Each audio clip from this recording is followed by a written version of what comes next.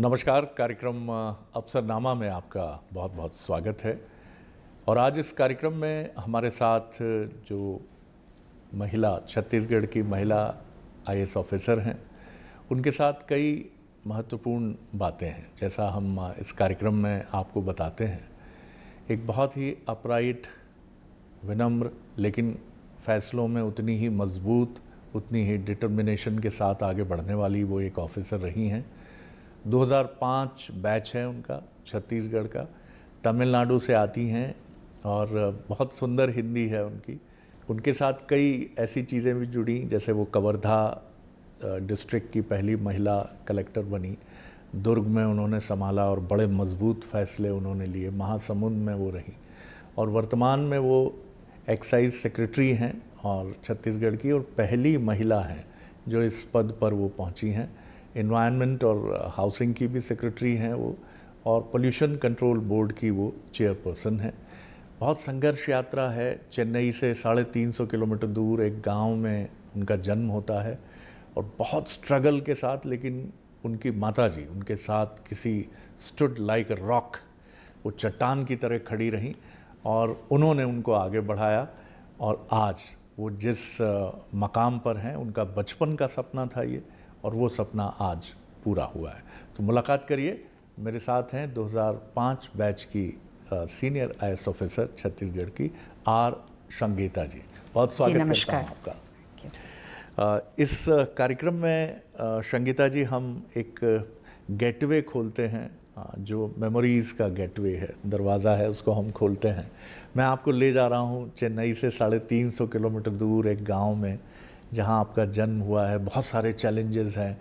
पढ़ाई के लिए आपको 18 किलोमीटर दूर जाना पड़ता है। कैसे अपने चाइल्डहुड को आप याद करती हैं? कितना टफ था, कितने चैलेंजेस थे? एक्चुअली बचपन में जो है हमारा मामा थे, जो अभी ही इज़ नॉट नाउ देयर। अम्मा का जो है ब्रदर हैं। सो उनका था कि जैसे हमने पैदा हुआ था, आपको क्या बनना है, तोता की तरफ जो है आईएएस बनना है, हमको पता ही नहीं था। और तब मैं 8वीं पढ़ रही थी, एक एक्सीडेंट में उनका निधन हो गया था। वो समय 28 साल के थे। तो उनका जो कहना, और हमने जो है उसको बहुत सीरियसली लिया था, क्योंकि उनका वो आखिरी इच्छा है, तो हमको उसको करके दिखाना है। और जिस गांव से हम आते हैं, वहाँ पे भी क्या था कि लड़कियों को जो है 14 साल 15 साल में ही शादी हो जाती थी। और तब हम बोलते थे कि नहीं, ये बहुत आप गलत कर रहे हैं। तो उसके लिए वो तत्काल पूछते थे कि क्या आप कलेक्टर हैं क्या, ये बोलने के लिए। बिकॉज़ गांव में तो हर चीज़ जो है ऐसा माना जाता है कि कलेक्टर जो बोलते हैं वो नियम है। तो हमको और भी लग गया कि कुछ अच्छा करने के लिए भी हमारे पास जो है वो अधिकार होना चाहिए लोगों को बताने के लिए। तो ये दोनों चीज़ है कि मिलके हमारे अंदर में था कि हमको किसी भी हालत में अपना उसको सपना को पूरा करना है। मगर पढ़ाई के लिए भी जो है, बिकॉज़ जैसे हमने बताया था गांव हैं, और मेरा मामा के निधन के बाद हमको सही रास्ता में मार्गदर्शन देने के लिए कोई नहीं था। तो इसलिए जो है हम लोग 12वीं तक हमको 18 किलोमीटर जाना पड़ा, क्योंकि वो एक शक्कर कारखाना का सहकारिता वाला स्कूल था, उसमें हमने पढ़ा था। और उसके बाद जो है हमको ये लगा कि हायर स्टडीज़ के लिए दूर जाना है, देन ओनली हम यूपीएससी की तैयारी कर सकते हैं। एक्चुअली मेरी माँ डॉक्टर बनना चाहती थी, और मेरा नाना जी भी मुझे डॉक्टर ही बनना चाहते थे। मगर मुझे शुरू से जो है इंजेक्शन और खून का बहुत डर था। तो मैंने उनको बोला था, मैं बहुत बुरा डॉक्टर बनूंगी, मगर यदि मैं कलेक्टर बनूंगी, 100 डॉक्टर को जो है मैं नियंत्रण करके एक अच्छा सेवा करने के लिए प्रेरित कर सकती हूँ। तो इसलिए आप मुझे जो है डॉक्टर ना बनाते हुए ये जो है इस एडमिनिस्ट्रेशन में जाने के लिए मौका दे। तो इसलिए जो है कि हमने बीएससी कंप्यूटर साइंस लिया था जी। उसके बाद जो है एमबीए की पढ़ाई फिनांस जो है कोयम्बतूर में जाके किया था, because that is the nearest education hub. मैं पहले तो हेड्स ऑफ करूंगा आपके मामा जी को। ये बहुत अनफॉर्चुनेट रहा कि एक अनटाइमली डिमाइज रहा उनका इस दुनिया से, लेकिन सोर्स ऑफ इंस्पिरेशन तो वो थे आपके पहले, जो इतने विजनरी थे कि आपको हिंदी के लिए इतना उन्होंने कमाल है। मतलब देखिए आपको कि मतलब तीसरी कक्षा में, यानी आप 10 साल की रही होंगी, तब से उन्होंने वो जर्मिनेशन सीड्स का आपके मन में तो I have started writing that exam, so that is called प्राथमिक मध्यमा राष्ट्र भाषा प्रवीण उत्तरार्ध, ऐसे करके प्रवेशिका करके हैं। तो उसको पूरा I have completed all 8 levels when I was in my class 11th। तो उन्होंने और एक चीज़ भी बोला था कि एक अच्छा प्रशासक होने के लिए आपको नियम कानून को अच्छा बेहतर ज्ञान होनी चाहिए, क्योंकि आपके सामने कोई भी जो है विवाद करेगा, यदि आप उस नियम कानून को बेहतर नहीं जानोगे तो आप एक अच्छा प्रशासक नहीं बन सकते हो। इसलिए जो है कि तब 12वीं के बाद मैंने पापा से अनुमति लिया लॉ पढ़ने के लिए, मगर मैं थोड़ा लड़ाकू टाइप की हूँ। तो पापा बोले कि नहीं नहीं, तुम हर आदमी से जो है पंगा लेके आओगे, बिकॉज पापा चाहते थे 12वीं के बाद मैं शादी कर लूँ, बिकॉज मेरा एक छोटा भाई भी था 2 साल का। तो इसलिए पापा, और आर्थिक स्थिति इतना अच्छा नहीं था, तो पापा को चाहिए था कि हम शादी कर लें जल्दी। तो इसलिए जो है उन्होंने लॉ करने के लिए नहीं अलो किया। तो इसलिए तब मैं यूपीएससी की तैयारी करने के लिए सोची, तो मेरा एक ऑप्शन मैंने लॉ लिया, इवन लॉ करने के पहले ही। तो 2 अटेम्प्ट जो है बिफोर डूइंग माई LLB मैंने एक ऑप्शनल लॉ रखा, और दूसरा मैं अपना मातृभाषा से बहुत प्यार करती हूँ, तमिल। सो इसलिए जो है मेरा दूसरा सब्जेक्ट है तमिल लिटरेचर।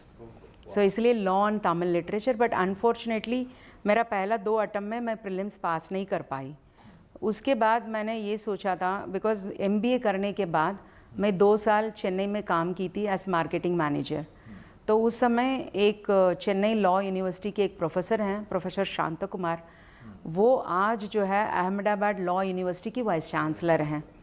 तो उनकी जो मार्गदर्शन में, तो उन्होंने बताया था कि आप बहुत अच्छा लॉ पढ़ रहे हो, तो क्यों तुम लॉ पढ़ो यहीं पे ज्वाइन करके, नौकरी छोड़ के। तो हमने बोला कि यदि मैं IAS सक्सेस नहीं हो पाऊंगी, because always it is 50-50 chance, तो जितना भी मेहनत करें बहुत ज़्यादा ऐसे लोग हैं नहीं क्लियर कर पाते हैं। तो मैंने बोला नहीं है तो मैं जज बनूंगी, तो इसलिए मैं लॉ जो है दिल्ली में करूंगी। तो इसलिए मैं दिल्ली की दिल्ली यूनिवर्सिटी की कैंपस लॉ सेंटर में एंट्रेंस लिख के मैंने वहाँ पे गई 2001 में। तब 99 से 2001 तक मैंने काम की थी। So that is the reason मैं लॉ ऑप्शनल लिया था, कि भले मेरे पास लॉ डिग्री ना हो, मगर मेरे पास लॉ का नॉलेज हो, तब मैंने become an administrator. But fortunately मुझे मौका मिला लॉ पढ़ने का, फिर 1 साल मैंने प्रैक्टिस भी किया था। अब तक आपने जो हिंदी पढ़ी थी वो एक हिंदी ऐसी थी जो किताबी हिंदी थी, हालांकि मुझे लगता है आप बोलने का भी अभ्यास तमिलनाडु में करती रही होंगी। नहीं किया नहीं, बिकॉज हम पढ़े थे, लिखे थे, हम सब जानते थे, मगर बोलने के लिए कोई नहीं था। हाँ, बट दिल्ली में उसका हमने इस्तेमाल किया। तो कैसा अनुभव रहा वो जब पहली बार एक्सपोजर हुआ हिंदी बोलने का भी?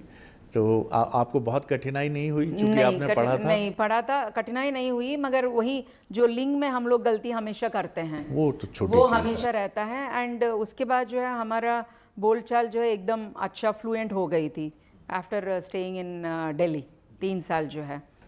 और आगे जब हम बढ़े तो आपने कुछ कोचिंग वगैरह भी लिया दिल्ली में? दिल्ली में जो है मैं जनरल स्टडीज़ के लिए वाजीराम एंड रवि करके एक संस्था है, उससे जो है हम लोग उसमें मैंने अपना जनरल स्टडीज़ के लिए लिया था, लॉ स्वयं पढ़ लिया था।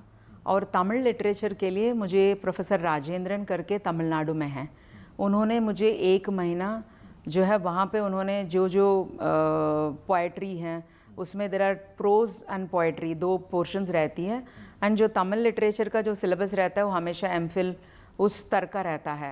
UPSC का सिलेबस जो है मैंने तब समर हॉलीडेज़ होती थी दिल्ली यूनिवर्सिटी में, उस छुट्टी के समय मैं आके रही चेन्नई में 2 महीना, और उनसे जो है 2 महीना अपना ट्यूशन्स लिया, फिर मैं वापस चली गई दिल्ली। किसी ने आपको सजेस्ट नहीं किया कि ये टफ चॉइस है, आपने जो तमिल लिटरेचर लिया था? सबने बोला था, और आप देखेंगे कि मेरा जो है 4था अटेम्प्ट में मैंने क्लियर किया, बिकॉज फर्स्ट 2 अटेम्प्ट्स मेरा प्रीलिम्स में ही मैं फेल हो गई, 3rd अटेम्प्ट में मैं प्रीलिम्स में पास किया, मेंस में फेल हो गई, 4था में आई cleared all and I secured 32nd rank all India. इसमें सब लोगों ने बोला था एक चीज़ जो है, UPSC की तैयारी ऐसा होता है 1 साल में ख़त्म नहीं होता है, कभी भी 2 अटेम्प्ट 3 अटेम्प्ट में, मगर आपको ऐसा विषय वस्तु को आपको चुनना है जिसमें आपका रुचि हो, क्योंकि 1 बार, दूसरी बार, तीसरी बार उसी को आपको पढ़ना है।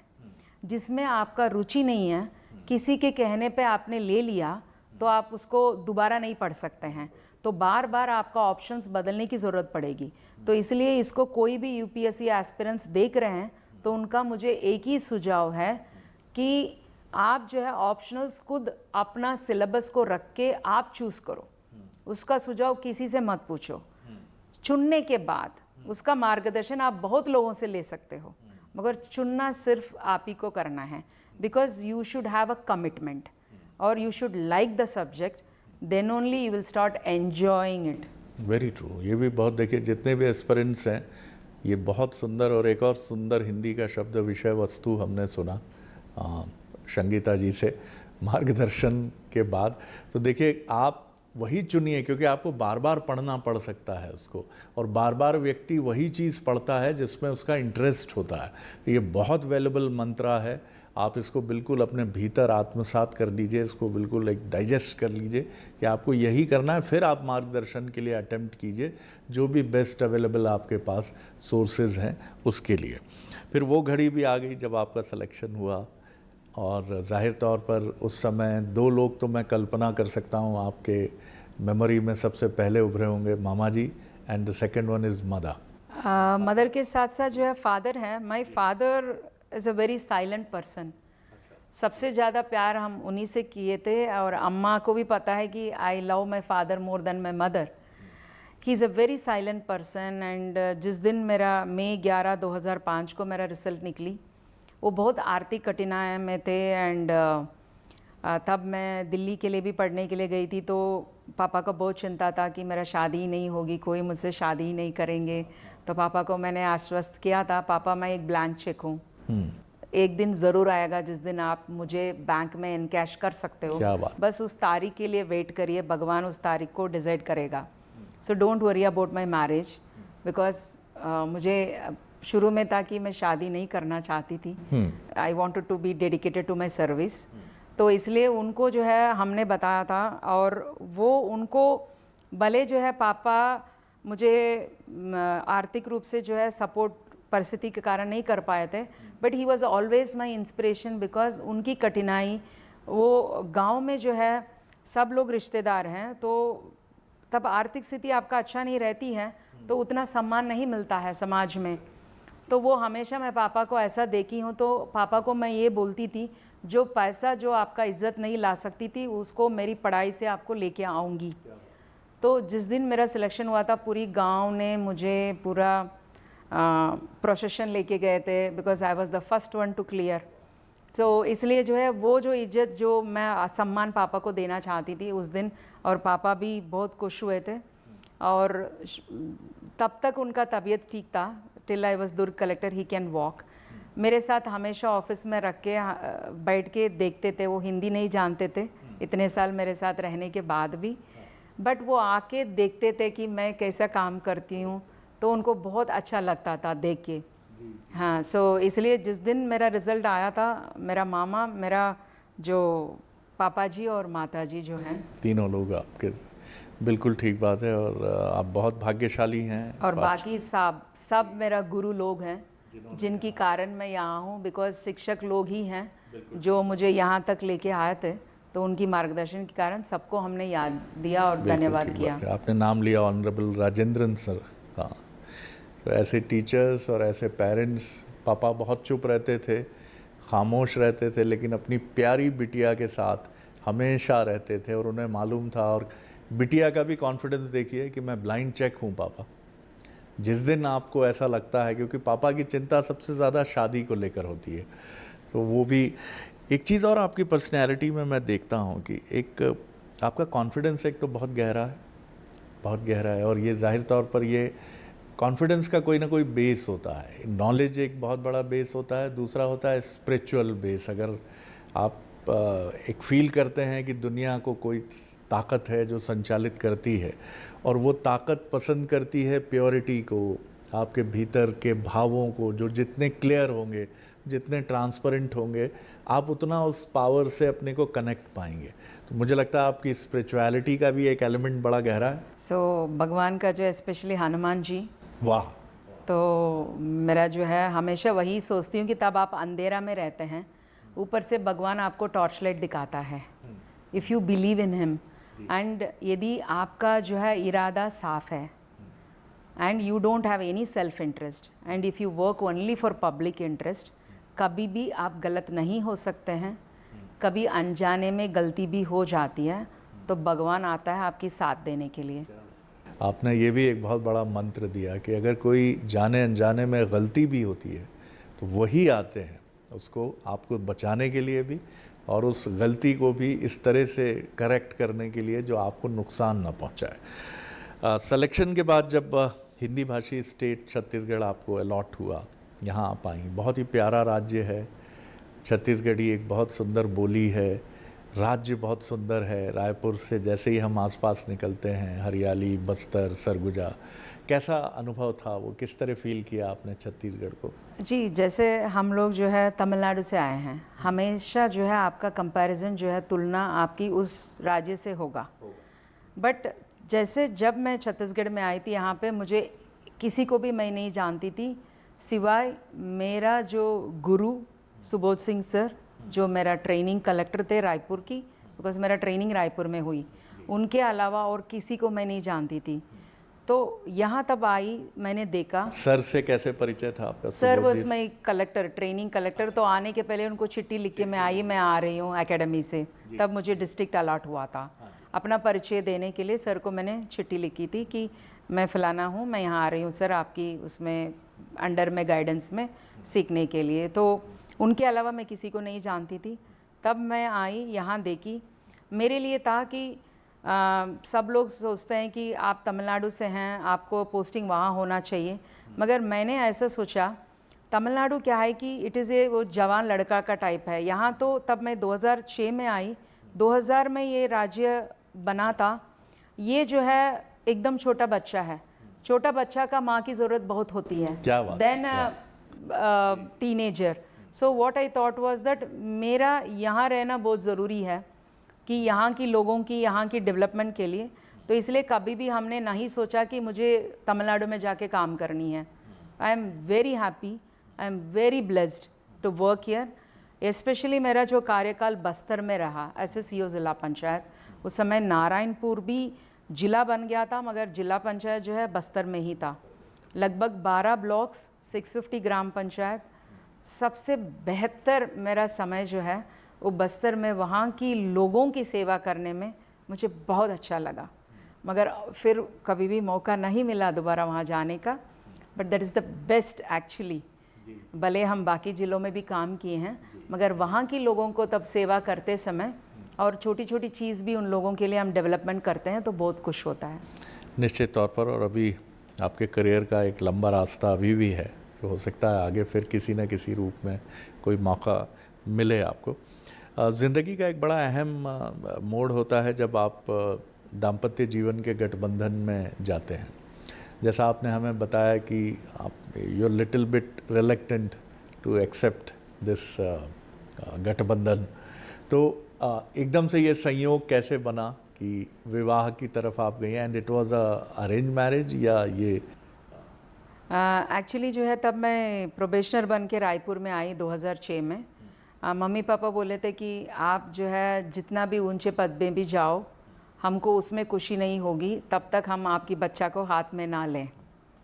सो कंटिन्यूसली मेरा मम्मी पापा उसी को बोल रहे थे। तो देन हमने सिर्फ यही बोला था कि हम शादी के लिए तैयार हैं, मगर हम सर्विस से किसी से शादी नहीं करेंगे। सो हमारा शादी भारत मैट्रिमोनी था। तो उस समय वो पीएचडी कर रहे थे अमेरिका में, डॉक्टर नागार्जुन हैं, तो वहाँ पीएचडी कर रहे थे और मैं यहाँ थी। और मेरा प्रोफाइल देख के उन्होंने अपना सहमति मम्मी पापा को व्यक्त किए थे। फिर हमारा शादी 2007 में हुआ था। 2007 में। और अभी एक बेटा और एक बिटिया है। बेटा यूएस में है एंड बिटिया आपके साथ है, बहुत सुंदर है।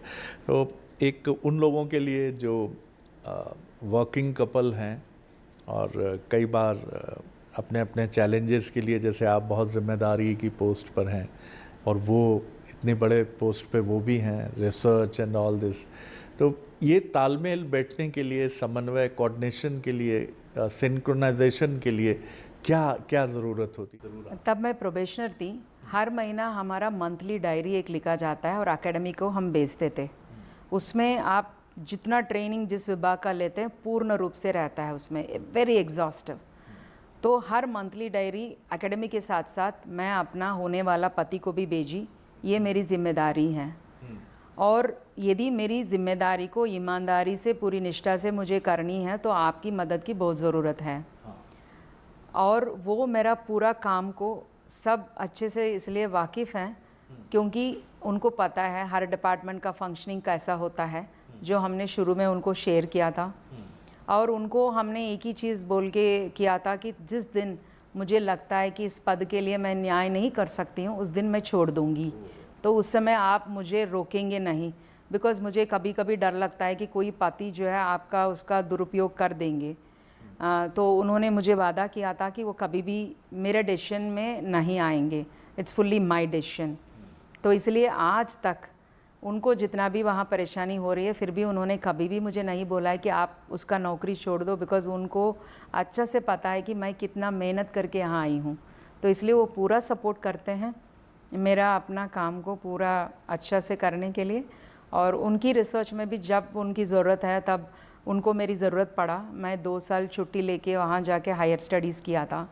So it is just trust, confidence and love which will keep your family together. और दूसरा एक चीज़ है कि कुछ सपना ऐसा होता है उसको साकार करने के लिए आपको कुछ चीज़ें सैक्रिफाइस भी करनी पड़ती हैं।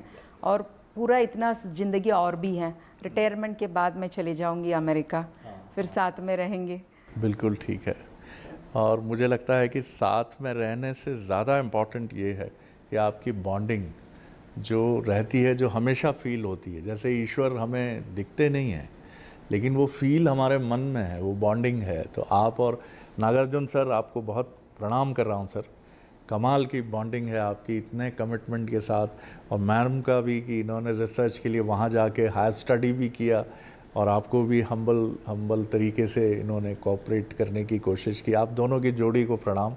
ईश्वर आप लोगों को बहुत प्रॉस्परस और सुखी रखे, आगे बढ़ाए आपको। कंक्लूड करूँगा, जीवन में कई बार ऐसा होता है कि एक काला सा एक ब्लैक कर्टन होता है, बहुत डिफ़िकल्ट सिचुएशन होती हैं, समझ नहीं आता क्या करें। एक अधिकारी के जीवन में भी ये क्षण आते हैं और वो क्षण आते हैं डिसीजन मेकिंग को लेकर। हालांकि जितना मैं आपसे अब तक बातचीत के ज़रिए आपको समझा हूँ, आप बहुत क्लियर हैं भीतर से, आपके कंसाइंस बहुत क्लियर है, अंतरात्मा बहुत साफ़ है। डिसीजन मेकिंग और लॉ के बैकग्राउंड ने आपको और क्लियर किया। फिर भी कभी कोई ऐसा मौका आया, आप भले ही उसका जिक्र ना करना चाहें क्या था, लेकिन उससे निपटे कैसे? मेरी इसमें रुचि नहीं है कि वो क्या था, आप उससे ओवरकम कैसे किया आपने? It is very easy. Actually क्या है कि अपना जो नीचे स्टाफ्स हैं उनका बहुत अच्छा जानकारी उनके पास रहती है। कभी भी कुछ भी हमको डिसीजन लेना है, फर्स्ट मैं जो है अपना डिसीजन पे नहीं आती हूँ, I do so much homework.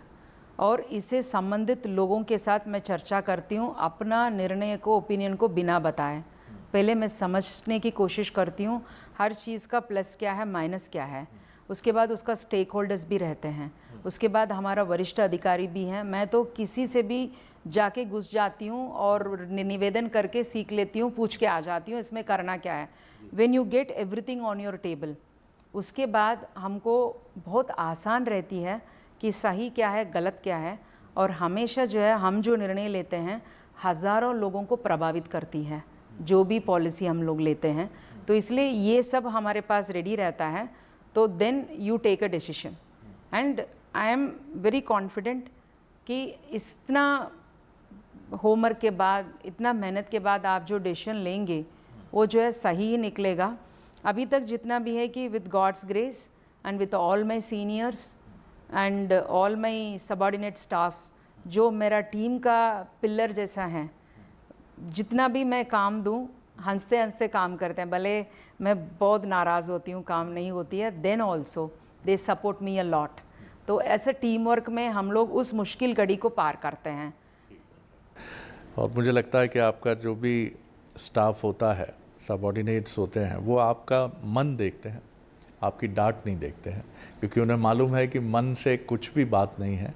और उतना ही सपोर्ट भी है, क्योंकि बाद में ऐसे टफ पल हर के जीवन में आते हैं, उनके जीवन में भी आते हैं, तो वहाँ आप चट्टान की तरह खड़ी रहती। बहुत धन्यवाद मैडम इस बहुत सुंदर बातचीत के लिए, जिसमें आपने बिल्कुल 100% जो आपने अनुभव किया वो हमारे साथ बांटा, और कई रिमार्केबल है। मुझे लगता है आपकी किताब आनी चाहिए जल्दी। हाँ, आप कर रही हैं कुछ काम उस पर? अभी नहीं कर रही हूँ, but yesterday also I was telling someone that किसी ने मुझे सलाह दिया है कि लिखने के लिए जी, तो स्टार्ट करना है क्योंकि करके। हम सब उसका बहुत व्यग्रता से उसकी प्रतीक्षा करेंगे, क्योंकि ये एक ऐसी लड़की की कहानी होगी जिसने बहुत ताकत के साथ अपने को सिर्फ प्रूव नहीं किया, बल्कि मैं पहली बार ये सुन रहा हूँ कि जिस दिन मैं अपने दायित्वों को ठीक से पूरा नहीं कर पाऊँगी उस दिन मैं छोड़ दूँगी। कमाल है। क्या मैं आपको हम यहाँ प्रणाम पे करता हूँ चॉइस आपको। पे हैं, it's not like we have a choice. ये बहुत साफ मन से कोई व्यक्ति ये डिसीजन कर सकता है, नहीं तो हम पद हासिल करने के बाद उसमें गोंद की तरह हम उससे चिपक जाते हैं, जुड़ जाते हैं, उसे नहीं छोड़ना चाहते। लेकिन आप कहती हैं कि अगर मैं ठीक से परफॉर्म नहीं कर पाऊँगी, न्याय नहीं कर पाऊँगी, कमाल है। ये आपकी अपब्रिंगिंग है, आपके संस्कार हैं, आपकी वैल्यूज़ हैं। आप बहुत, मुझे लगता है एक ब्राइट करियर है आपका आगे, और छत्तीसगढ़ के लिए आपने जिस इमोशनल टच की बात की है वो भी कमाल है। बहुत शुभकामनाएं, मैं बहुत थैंक यू अच्छा सो लगा। Much, thank you. ये थी 2005 बैच की senior IAS officer R Sangeeta ji. अफसरनामा में इतना ही, अगली बार एक और ऑफिसर के साथ आपसे मुलाकात होगी। नमस्कार।